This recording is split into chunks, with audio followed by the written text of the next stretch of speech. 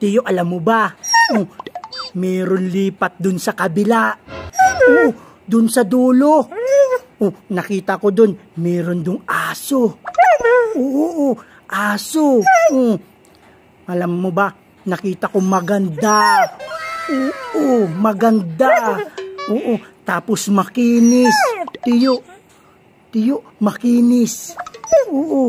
Tapos malinis. Malinis.